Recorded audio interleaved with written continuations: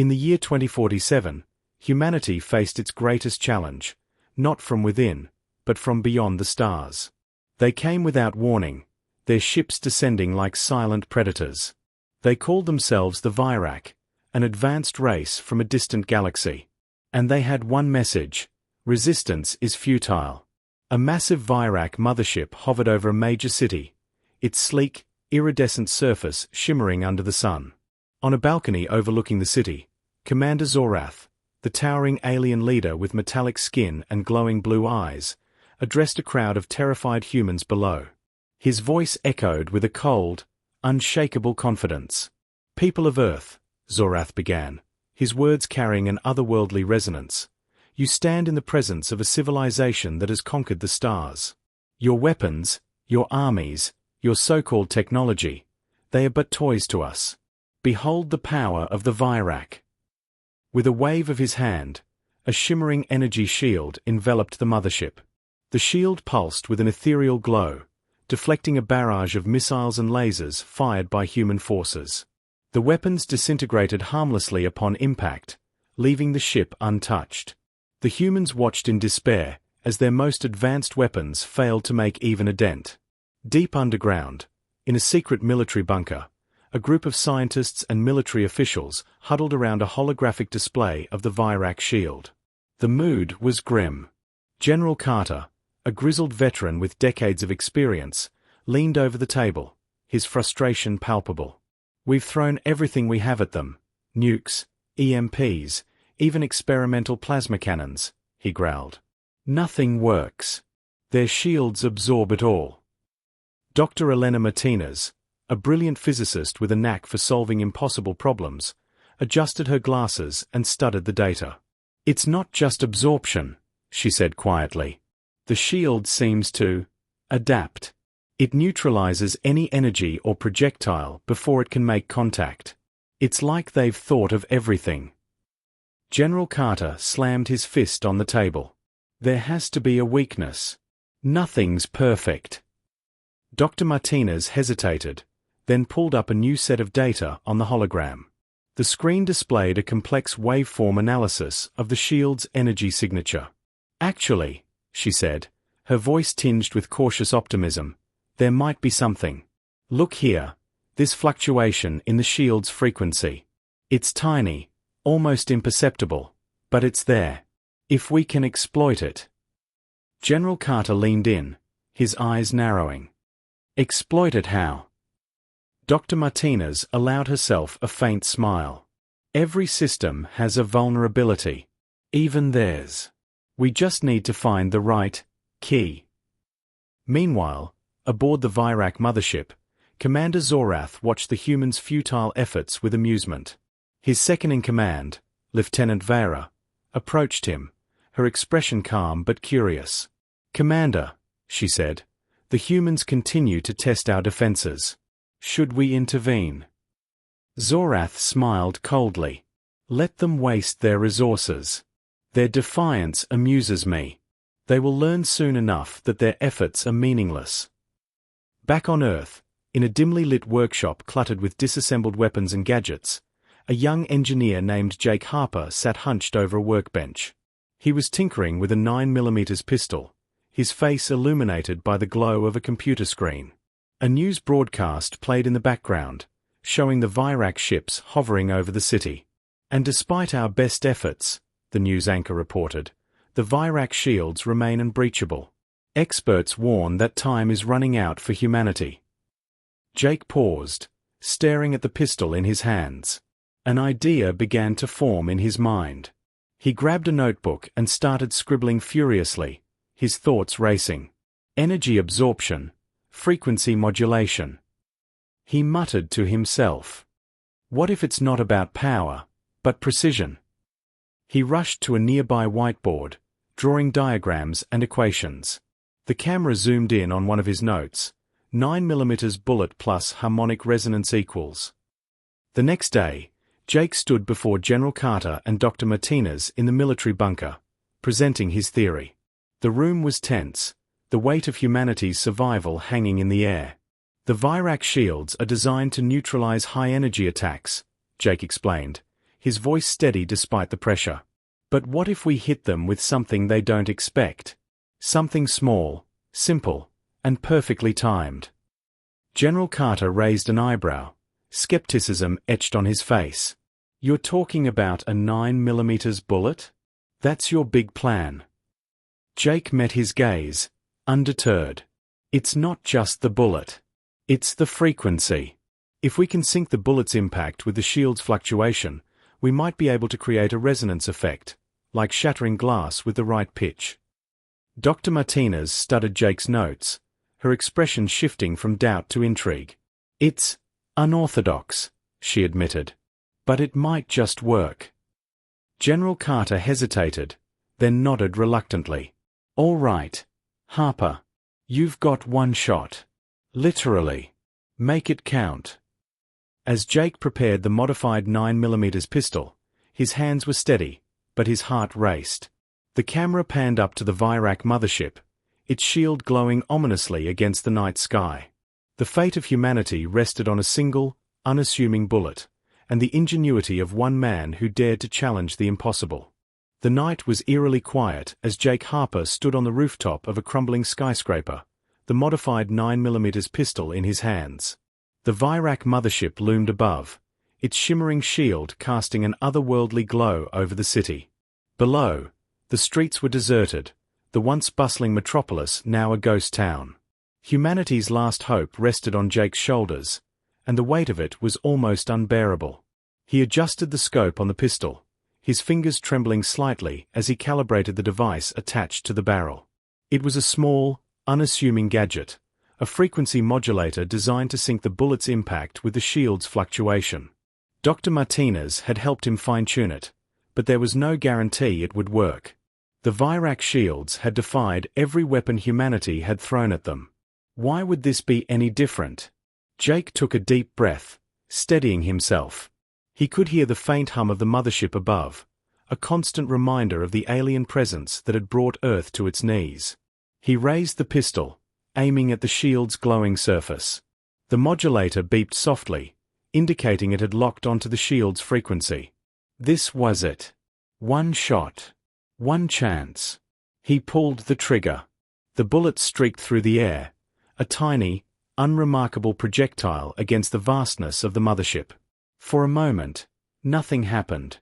Then, as the bullet struck the shield, a ripple spread across its surface. The ripple grew, distorting the shield's smooth, shimmering texture. A crack appeared, small at first, but spreading rapidly like a spider web.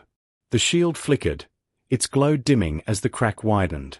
Jake's heart pounded in his chest. It was working. Aboard the mothership, alarms blared. Commander Zorath stood in the control room, his glowing blue eyes narrowing as he watched the shield's integrity collapse on the monitors. "What is this?" he demanded, his voice sharp with disbelief. "How is this possible?"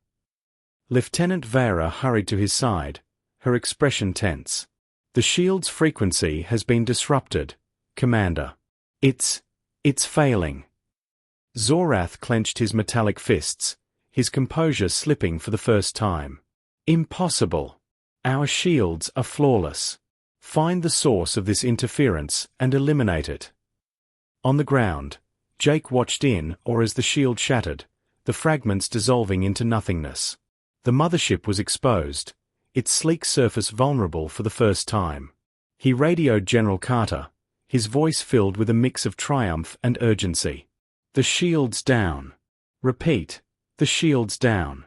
Move in now." In the military bunker, General Carter barked orders to his team. "All units, engage. This is our chance. Hit them with everything we've got." Human forces mobilized, launching a coordinated assault on the mothership. Missiles streaked through the sky, their trajectories unhindered by the now non-existent shield. Explosions rocked the ship, its once impenetrable hull buckling under the barrage. The Vyrak, so confident in their invincibility, were caught off guard. Inside the mothership, chaos reigned. Zorath struggled to maintain control, his voice rising above the cacophony of alarms and panicked shouts. "Stabilize the ship. Deploy countermeasures. We cannot fall to these primitives. But it was too late. The humans, emboldened by the shield's collapse, pressed their advantage. Fighter jets swarmed the mothership, their cannons tearing through its defenses. On the ground forces advanced, their weapons trained on the alien vessel. Jake watched from the rooftop, his pistol still in hand. He had done his part. Now it was up to the rest of humanity to finish the fight. As the mothership began to descend, smoke trailing from its damaged hull, he allowed himself a small smile. The Vyrak had underestimated humanity, and that mistake would cost them everything. The mothership crashed into the city with a deafening roar, its once mighty form reduced to a smoldering wreck. The Vyrak's reign of terror was over. Humanity had struck back, not with overwhelming force, but with ingenuity and determination.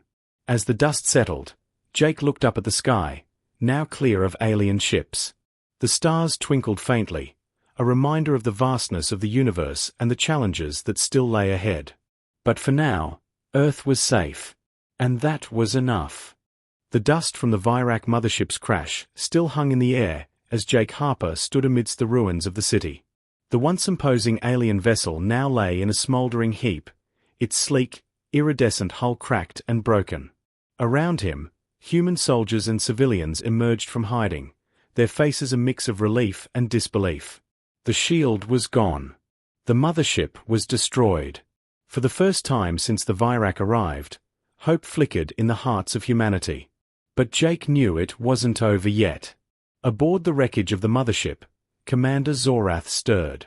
His metallic body was battered, his glowing blue eyes dimmed but still burning with defiance. He dragged himself from the wreckage, his movements slow but deliberate.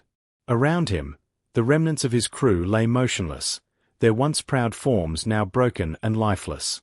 Zorath clenched his fists, his voice a low growl. This cannot be how it ends. On the ground, General Carter and Dr. Martinez approached Jake, their expressions a mix of gratitude and urgency. "You did it, Harper," Carter said, clapping Jake on the shoulder. "You gave us a fighting chance. But we need to make sure this is the end. We can't let them regroup." Dr. Martinez nodded, her eyes scanning the wreckage. "We need to find their command center. If we can access their systems, we might be able to send a message to the rest of their fleet, or even disable their technology entirely." Jake nodded, his resolve hardening. "Let's move." The trio led a small team into the wreckage, their weapons drawn. The interior of the mothership was a maze of twisted metal and flickering lights, the air thick with the acrid smell of burning circuits. As they ventured deeper, they encountered scattered resistance from surviving Vyrak soldiers, but the aliens were disorganized and demoralized. The humans pressed on, their determination unwavering. Finally, they reached the command center. The room was partially intact, its walls lined with alien technology that hummed with a faint, eerie energy. At the center of the room stood Commander Zorath, his back to them as he worked frantically at a console. He turned as they entered, his glowing eyes narrowing with hatred. "You," Zorath spat, his voice dripping with contempt. "You think you've won? You are nothing but insects, scurrying in the dirt. The Vyrak will not be defeated so easily." General Carter raised his weapon, his voice steady. "It's over, Zorath. Surrender, and we'll show you mercy." Zorath laughed, a cold, hollow sound. "Mercy? You speak of mercy as if it means something to us. We are the Vyrak. We do not surrender."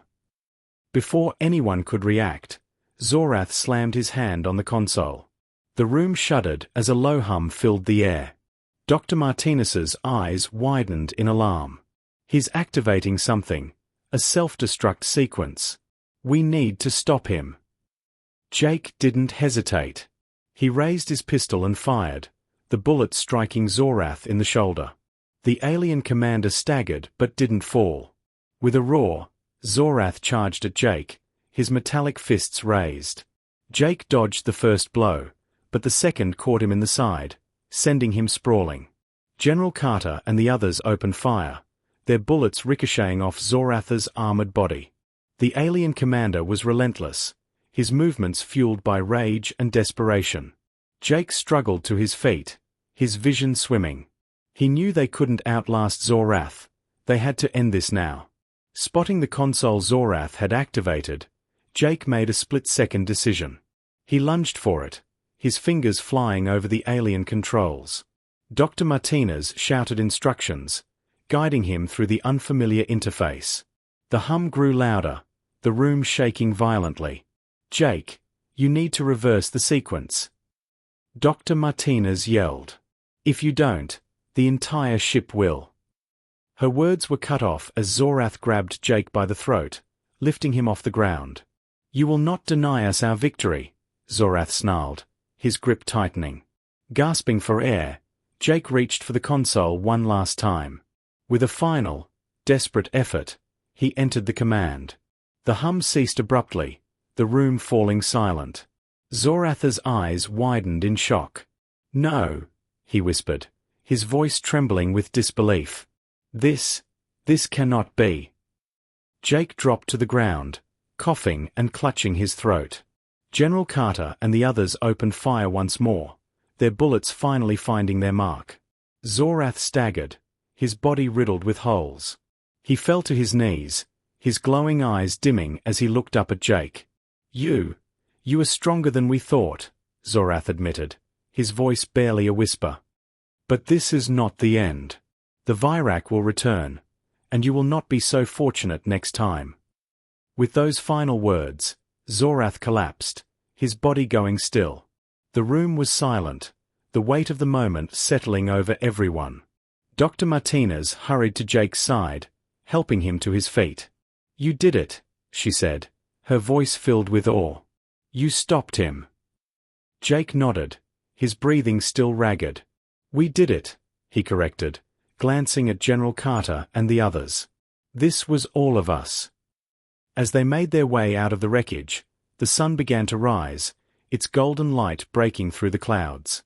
The city, though battered and broken, stood as a testament to humanity's resilience. The Vyrak were gone, their illusion of invincibility shattered. In the days that followed, the world began to rebuild.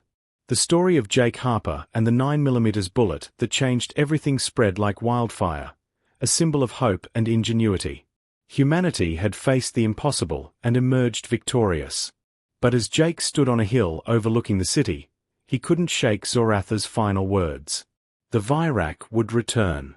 And when they did, humanity would be ready.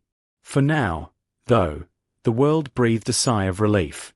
The stars above twinkled, a reminder of the vastness of the universe and the challenges that lay ahead. But for the first time in a long time, the future looked bright. And that was enough.